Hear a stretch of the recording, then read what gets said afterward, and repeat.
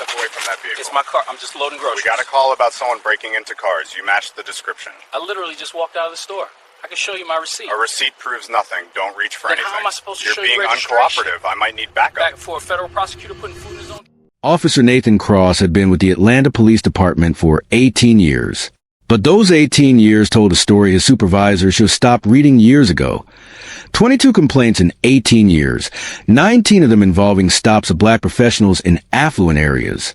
A pattern so clear it should have ended his career a decade earlier.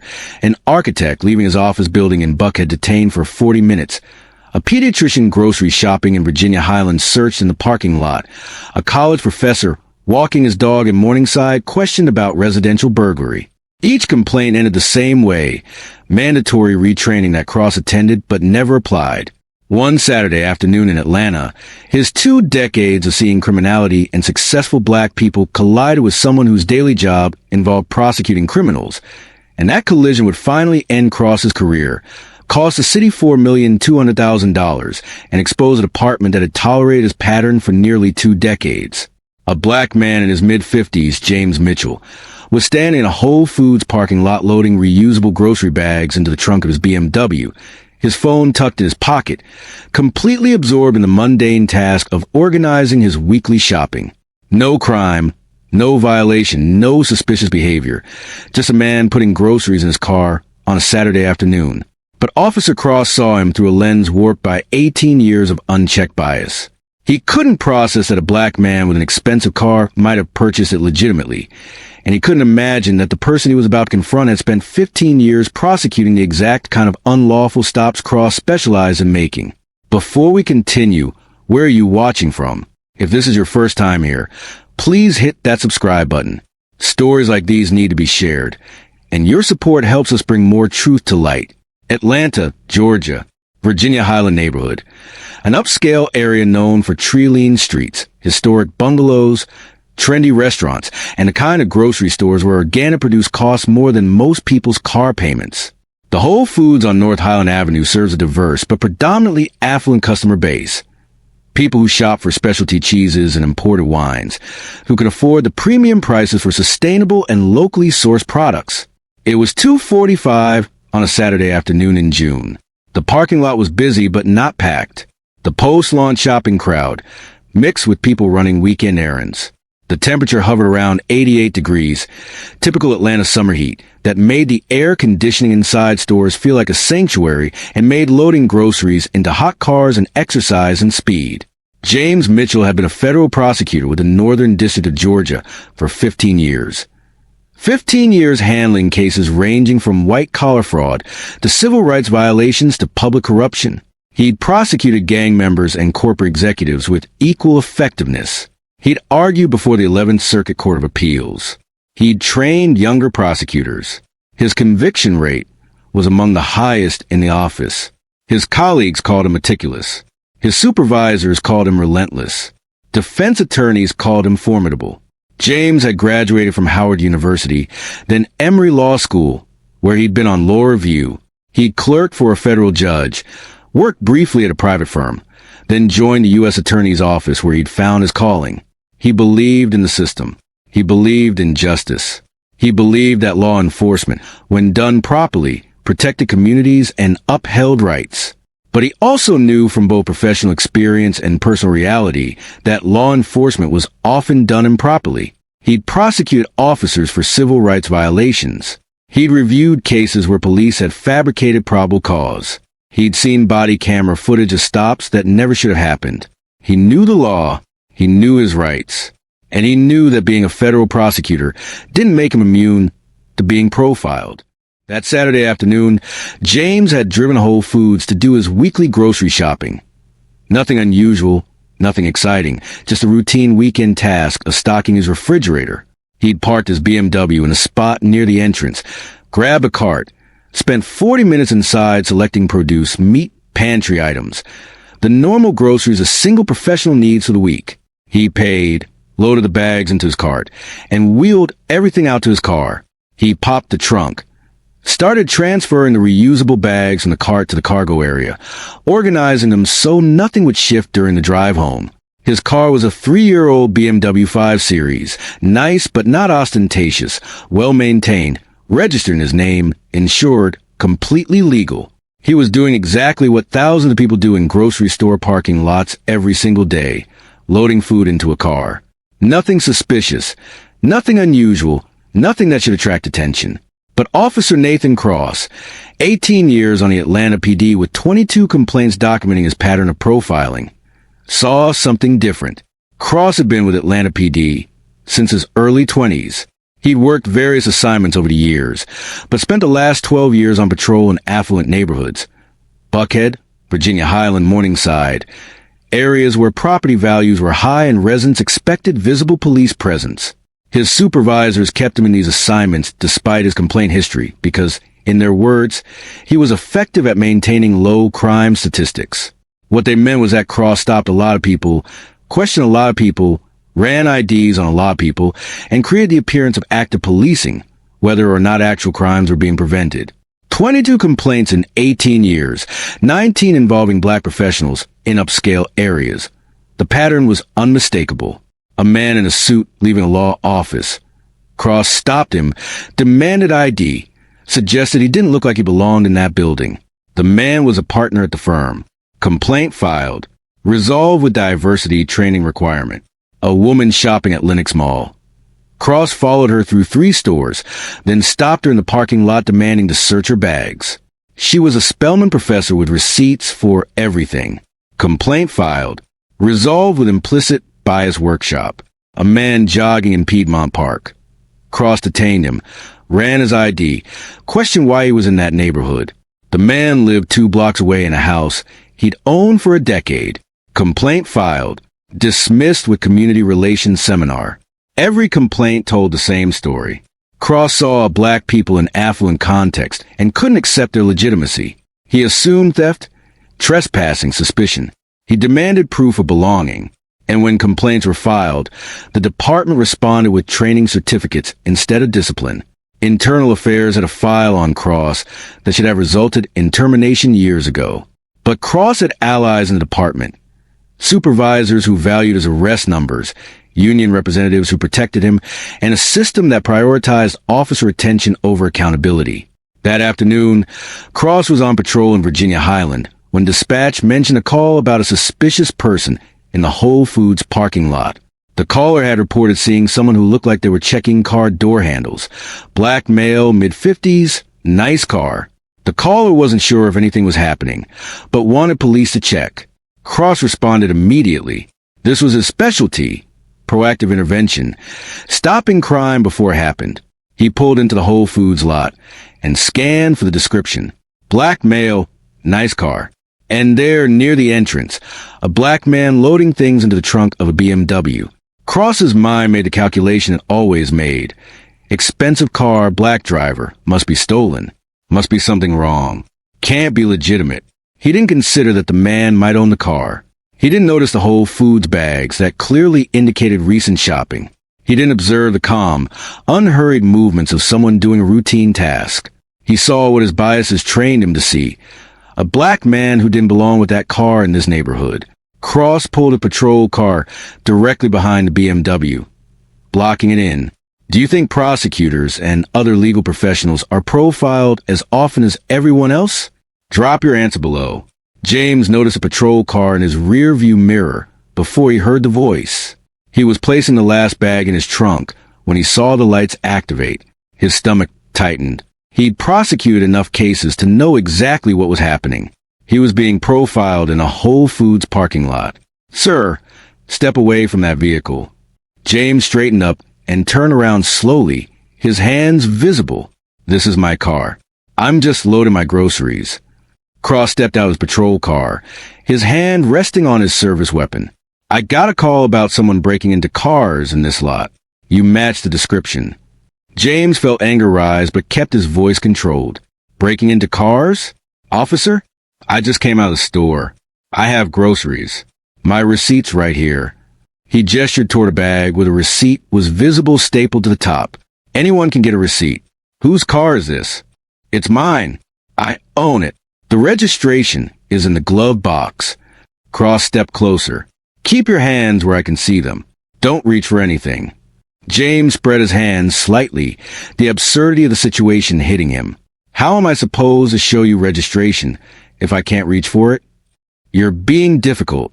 I need backup here. James' professional experience kicked in. He knew what was happening. He knew his rights, and he knew the stop was unlawful. Difficult, officer. I'm a federal prosecutor. I work for the U.S. Attorney's Office. I'm loading groceries into my own car. There's no crime here. No probable cause. No reasonable suspicion. What you're doing right now is an unlawful stop. Cross's expression didn't change. If anything, it hardened.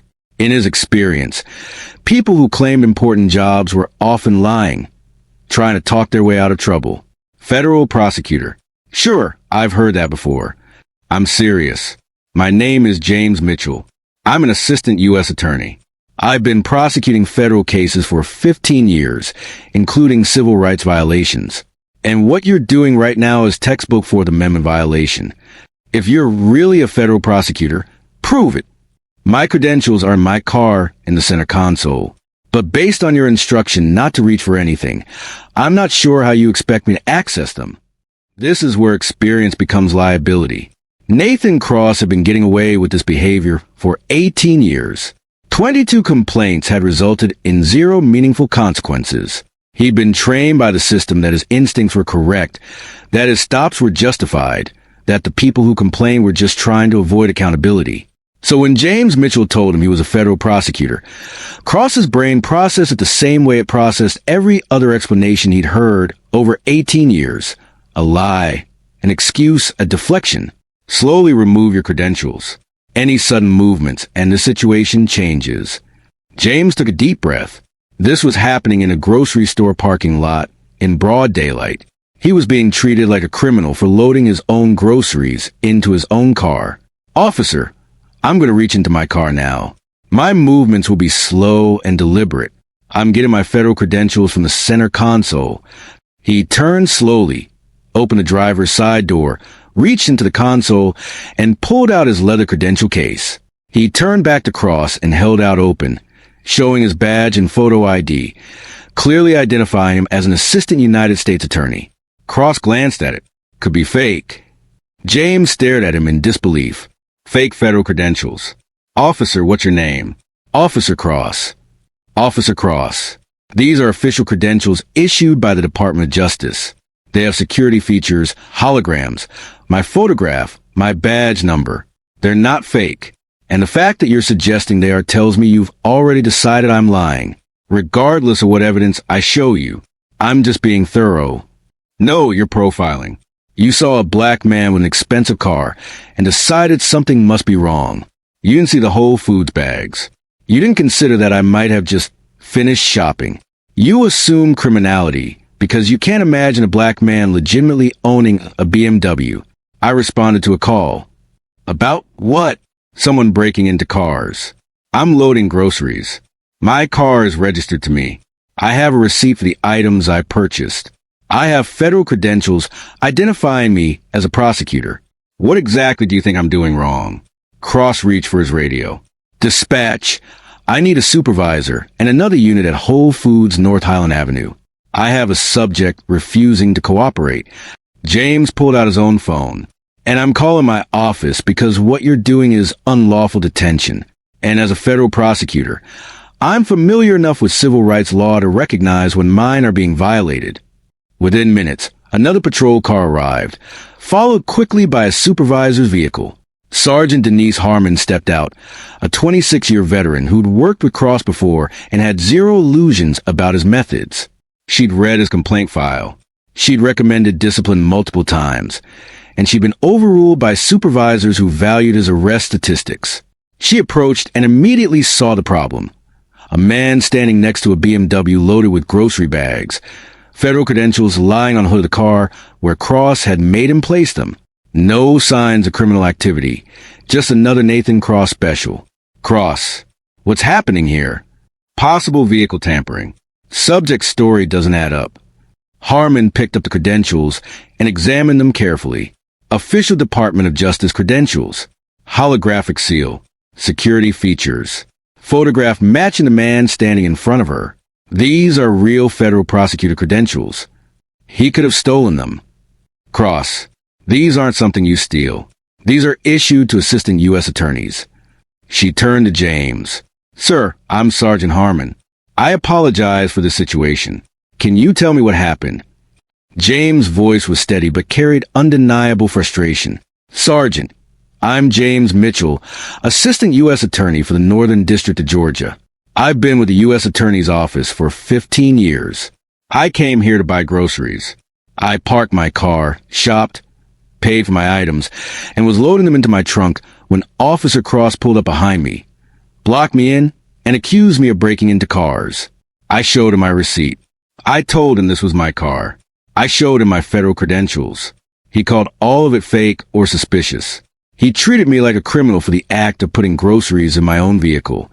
Harmon looked at the Whole Foods bags in the trunk, looked at the receipt, looked at the credentials, ran the BMW's plates on her mobile terminal, registered to James Mitchell at an address in Virginia Highland.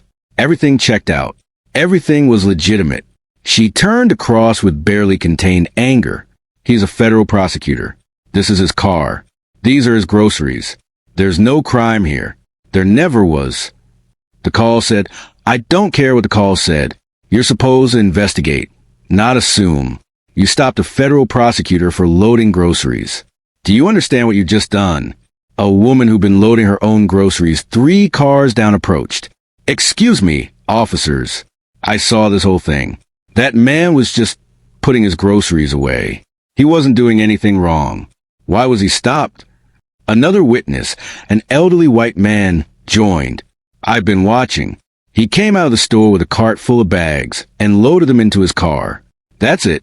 Why is he being detained? Should officers with 20-plus complaints still be allowed on patrol? Let me know what you think. Harmon radioed for a captain to respond. Within 10 minutes, Captain Robert Chin arrived.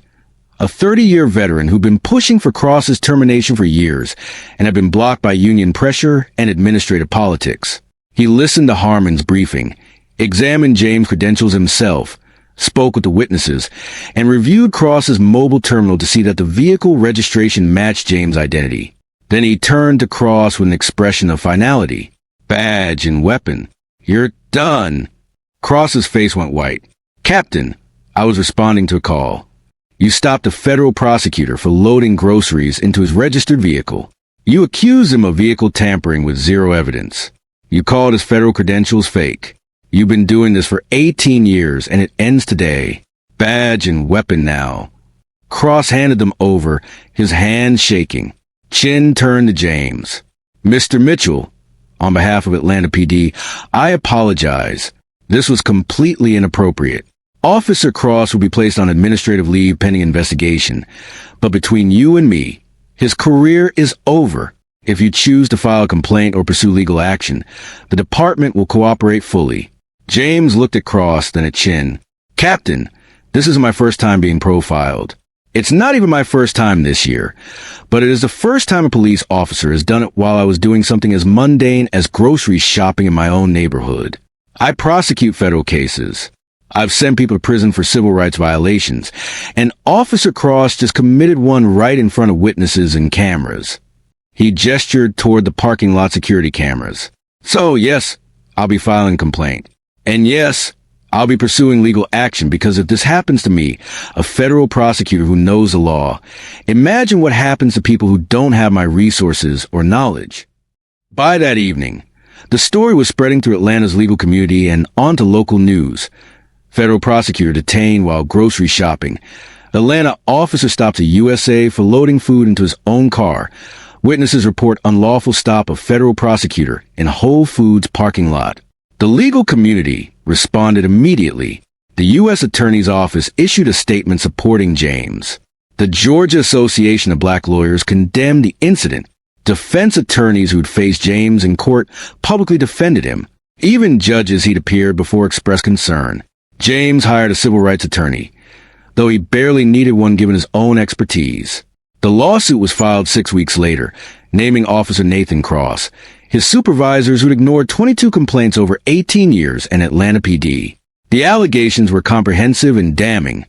racial profiling and discrimination, unlawful detention without reasonable suspicion or probable cause, false accusation, violation of Fourth Amendment rights, intentional infliction of emotional distress, deliberate indifference by the department to Cross's pattern of discriminatory stops. The complaint included Cross's entire history.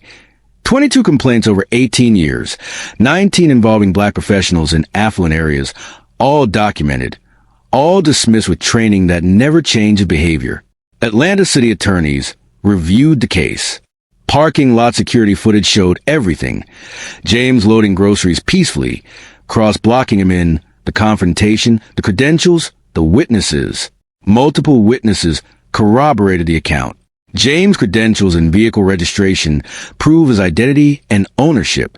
Cross had no legal basis for the stop. The city settled 2 years later for $1,200,000 paid to James Mitchell, one of the largest settlements in Atlanta history, for an unlawful stop. Officer Nathan Cross was terminated 8 weeks after the incident. The termination letter was comprehensive. Officer Cross engaged in racial profiling of a federal prosecutor engaged in lawful activity. He detained Mr. Mitchell without reasonable suspicion or probable cause. He dismissed legitimate credentials and documentation. He has demonstrated a pattern of similar conduct documented through 22 complaints over 18 years. His continued employment creates liability for the city and violates the civil rights of citizens. Employment terminated immediately. Cross's name entered the National Decertification Index. His 18-year career ended. The union attempted to fight the termination. The city provided Cross's complaint file, the security footage, and James Mitchell's credentials to the arbitrator. The union withdrew the appeal. Cross released no statement. James testified before Atlanta City Council. I'm a federal prosecutor. I've dedicated 15 years to upholding the law and seeking justice. I know my rights. I know the Constitution. I know what unlawful stops look like because I prosecute them. An Officer Cross stopped me for putting groceries in my car. 22 complaints over 18 years. 19 involving black professionals. That's not bad luck. That's not mistakes. That's a pattern. A pattern your department tolerated for nearly 2 decades because Officer Cross's supervisors valued his numbers over the rights of the people he profiled. He paused. $4,200,000 is what it cost to finally remove one officer who should have been fired a decade ago. But money doesn't undo the humiliation of being treated like a criminal in a parking lot. It doesn't erase the anger of showing my federal credentials and being told they're fake. And it doesn't prevent the next officer with 22 complaints from doing the same thing to the next victim. Atlanta PD implemented reforms 14 months later. Automatic investigation at 10 complaints with similar patterns, mandatory supervisor review of all stops in affluent areas, body camera requirements for all parking lot contacts, annual civil rights training from actual attorneys, command staff accountability for officers with documented patterns. Why do departments wait for the 22nd complaint instead of acting on the third? Comment your thoughts. This wasn't about one Saturday afternoon. This was about a department that tolerated Nathan Cross for 18 years despite 22 documented complaints showing clear racial bias. The pattern was obvious from Complaint 5. It was undeniable by Complaint 10. But Atlanta PD kept Cross on patrol, kept assigning him to affluent areas, kept ignoring the warnings until he finally profiled someone with the knowledge and resources to force accountability. James Mitchell paid the price, detained in a parking lot, treated like a criminal for grocery shopping, forced to show credentials, and watched them be dismissed as fake. Nathan Cross's career is over. That's consequence. The city paid $4,200,000. That's accountability. But those measures came after 18 years and 22 complaints. 18 years of victims who didn't have federal badges. 18 years of people who were profiled and had no recourse. The real question is what changes now. Do departments act on Complaint 5 instead of waiting for Complaint 22? Do they recognize patterns after 3 similar incidents instead of ignoring them after 19? Do they prioritize protecting citizens over protecting officers with documented bias? Because if we don't fix the system that kept Nathan Cross patrolling for 18 years, if we don't address the culture that values arrest statistics over civil rights, then we're just waiting for the next officer with 20 complaints, the next victim, the next federal prosecutor who gets stopped for buying groceries. Comment if this should be law. Any officer with 5 similar complaints within 5 years faces automatic termination. No retraining, no second chances, immediate removal. And if you believe these stories matter, if you think 18 years of complaints should result in accountability before year 19, then hit that subscribe button. We're exposing officers whose patterns were ignored for decades. We're demanding better. We're fighting for everyone who's been profiled, whether they're prosecutors or not. This isn't about one officer or one prosecutor. It's about systems that protect officers with 22 complaints and the victims who pay the price for that protection.